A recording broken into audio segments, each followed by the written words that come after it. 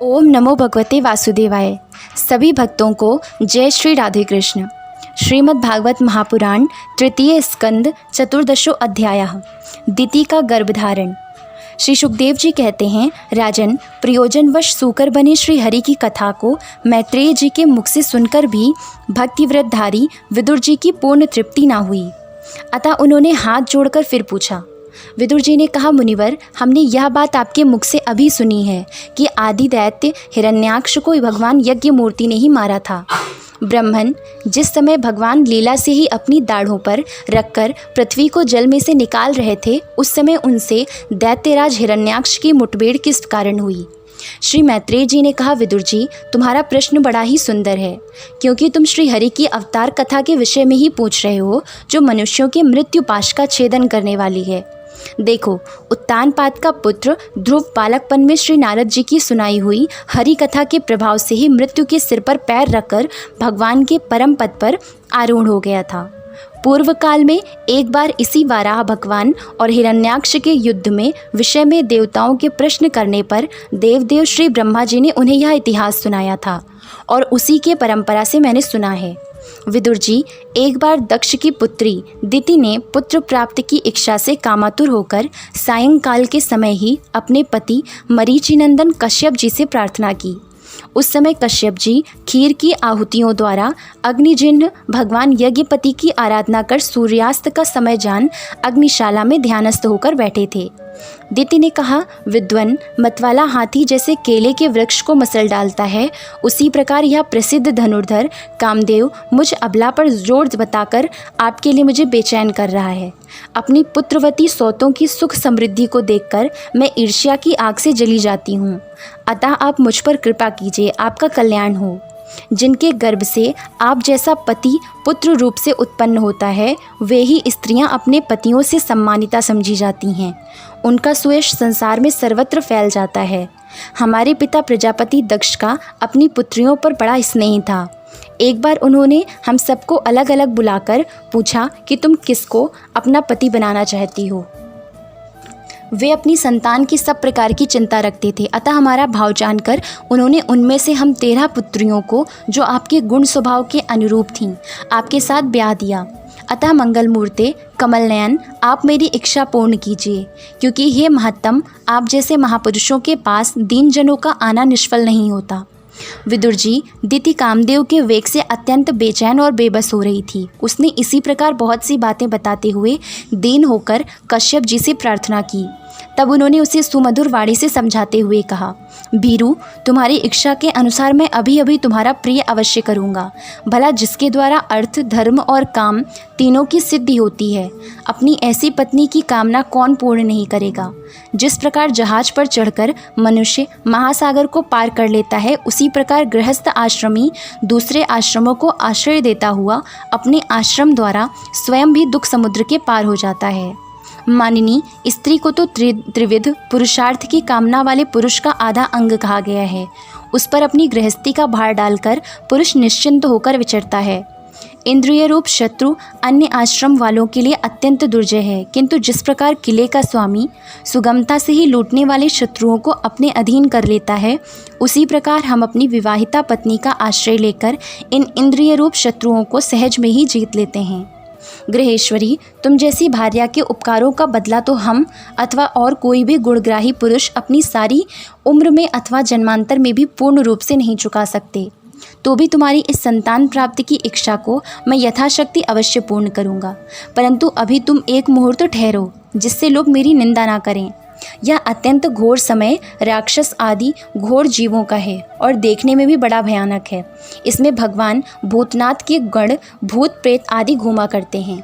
साध्वी, इस संध्या काल में भूत भावन भूतपति भगवान शंकर अपने गढ़ भूत प्रेत आदि को साथ लिए बैल पर चढ़कर विचरा करते हैं, जिनका जटाजूट शमशान भूमि से उठे हुए बवंडर की धूल से धूसरित होकर देदीप्यमान हो रहा है, तथा जिनके सुवर्ण कांति में गौर शरीर में भस्म लगी हुई है, वे तुम्हारे देवर महादेव जी अपने सूर्य, चंद्रमा और अग्नि रूप 3 नेत्रों से सभी को देखते रहते हैं। संसार में उनका कोई अपना या पराया नहीं है, ना कोई अधिक आदरणीय और ना निंदनीय ही है। हम लोग तो अनेक प्रकार के व्रतों का पालन करके उनकी माया को ही ग्रहण करना चाहते हैं, जिसे उन्हें भोग कर लात मार दी है। विवेकी पुरुष अविद्या के आवरण को हटाने की इच्छा से उनके निर्मल चरित्र का गान किया करते हैं। उनसे बढ़कर तो क्या, उनके समान भी कोई नहीं है और उन तक केवल सत्पुरुषों की ही पहुँच है। यह सब होने पर भी वे स्वयं पिशाचों का सा आचरण करते हैं। यह नर शरीर कुत्तों का भोजन है। जो अविवेकी पुरुष आत्मा मानकर वस्त्र, आभूषण, माला और चंदन आदि से इसी को सजाते संवारते रहते हैं, वे अभागे ही आत्माराम भगवान शंकर के आचरण पर हंसते हैं।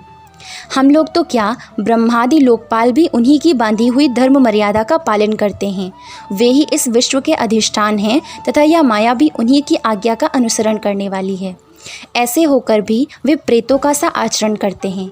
अहो, उन जगत व्यापक प्रभु की यह अद्भुत लीला कुछ समझ में नहीं आती। मैत्रेय जी कहते हैं, पति के इस प्रकार समझाने पर भी काम आतुरा दिति ने वैश्या के समान निर्लज्ज होकर ब्रह्मर्षि कश्यप जी के वस्त्र पकड़ लिए। तब कश्यप जी ने उस निंदित कर्म में अपनी भार्या का बहुत आग्रह देख देव को नमस्कार किया और एकांत में उसके साथ समागम किया। फिर जल में स्नान कर प्राण और वाणी का संयम करके विशुद्ध ज्योतिर्मय सनातन ब्रह्म का ध्यान करते हुए उसी का जप करने लगे। विदुर जी, दिति को भी उस निंदित कर्म के कारण बड़ी लज्जा आई और वह ब्रह्मर्षि के पास जाकर सिर नीचा करके इस प्रकार कहने लगी। दिति बोली, ब्रह्मन, भगवान रुद्र भूतों के स्वामी हैं, मैंने उनका अपराध किया है, किंतु वे भूत श्रेष्ठ मेरे इस गर्भ को नष्ट ना करें। मैं भक्त वांछा कल्पतरु उग्र एवं रुद्र रूप महादेव को नमस्कार करती हूँ। वे सत्पुरुषों के लिए कल्याणकारी एवं दंड देने के भाव से रहित हैं, किंतु दुष्टों के लिए क्रोध मूर्ति दंडपाणी हैं। हम स्त्रियों पर तो व्याध भी दया करते हैं, फिर वे सती पति तो मेरे बहनोई हैं और परम कृपालु हैं, अतः वे मुझ पर प्रसन्न हों। श्री मैत्रेय जी ने कहा, विदुर जी, प्रजापति कश्यप ने सायंकालीन संध्या वंदन आदि कर्म से निवृत्त होने पर देखा कि दिति थरथर कांपती हुई अपनी संतान की लौकिक और पारलौकिक उन्नति के लिए प्रार्थना कर रही है। तब उन्होंने उससे कहा, कश्यप जी ने कहा, तुम्हारा चित्त काम वासना से मलिन था, वह समय भी ठीक नहीं था और तुमने मेरी बात भी नहीं मानी तथा देवताओं की भी अवहेलना की। अमंगलमयी चंडी, तुम्हारी कोख से दो बड़े ही अमंगलमय और अधम पुत्र उत्पन्न होंगे। वे बार बार संपूर्ण लोक और लोकपालों को अपने अत्याचारों से रुलाएंगे। जब उनके हाथ से बहुत से निरपराध और दीन प्राणी मारे जाने लगेंगे, स्त्रियों पर अत्याचार होने लगेंगे और महात्माओं को शुद्ध किया जाने लगेगा, उस समय संपूर्ण लोकों की रक्षा करने वाले श्री जगदीश्वर कुपित होकर अवतार लेंगे और इंद्र जैसे पर्वतों का दमन करता है, उसी प्रकार उनका वध करेंगे। दिति ने कहा, प्रभु, यही मैं चाहती हूँ कि यदि मेरे पुत्रों का वध हो तो वह साक्षात भगवान चक्रपाणी के हाथ से ही हो, कुपित ब्राह्मणों के शाप आदि से ना हो। जो जीव ब्राह्मणों के शाप से दग्ध अथवा प्राणियों को भय देने वाला होता है, वह किसी भी योनि में जाए, उस पर नार की जीव भी दया नहीं करते। कश्यप जी ने कहा, देवी, तुमने अपने किए पर शोक और पश्चाताप प्रकट किया है। तुम्हें शीघ्र ही उचित अनुचित का विचार भी हो गया तथा भगवान विष्णु, शिव और मेरे प्रति भी तुम्हारा बहुत आदर जान पड़ता है। इसलिए तुम्हारे एक पुत्र के 4 पुत्रों में से एक ऐसा होगा जिसका सत्पुरुष भी मान करेंगे और जिसके पवित्र यश को भक्तजन भगवान के गुणों के साथ गाएंगे। जिस प्रकार खोटे सोने को बार बार तपाकर शुद्ध किया जाता है, उसी प्रकार साधुजन उसके स्वभाव का अनुकरण करने के लिए निर्वैरता आदि उपायों से अपने अंतःकरण को शुद्ध करेंगे। जिनकी कृपा से उन्हीं का स्वरूप भूत यह जगत आनंदित होता है, वे स्वयं प्रकाश भगवान भी उसकी अनन्य भक्ति से संतुष्ट हो जाएंगे। दिति, वह बालक बड़ा ही भगवत भक्त, उदार हृदय, प्रभावशाली और महान पुरुषों का भी पूज्य होगा तथा प्रौढ़ भक्ति भाव से विशुद्ध और भावान्वित हुए अंतःकरण में श्री भगवान को स्थापित करके देहाभिमान को त्याग देगा। वह विषयों में अनासक्त, शीलवान, गुणों का भंडार तथा दूसरों की समृद्धि में सुख और दुख में दुख मानने वाला होगा। उसका कोई शत्रु ना होगा तथा चंद्रमा जैसे ग्रीष्म ऋतु के ताप को हर लेता है, वैसे ही वह संसार के शोक को शांत करने वाला होगा। जो इस संसार के बाहर भीतर सब ओर विराजमान हैं, अपने भक्तों के इच्छानुसार समय समय पर मंगल विग्रह प्रकट करते हैं और लक्ष्मी रूप लावण्य मूर्ति ललना की भी शोभा बढ़ाने वाले हैं तथा जिनका मुखमंडल झिलमिलाते हुए कुंडलों से सुशोभित है, उन परम पवित्र कमल नयन श्री हरि का तुम्हारे पौत्र को प्रत्यक्ष दर्शन होगा।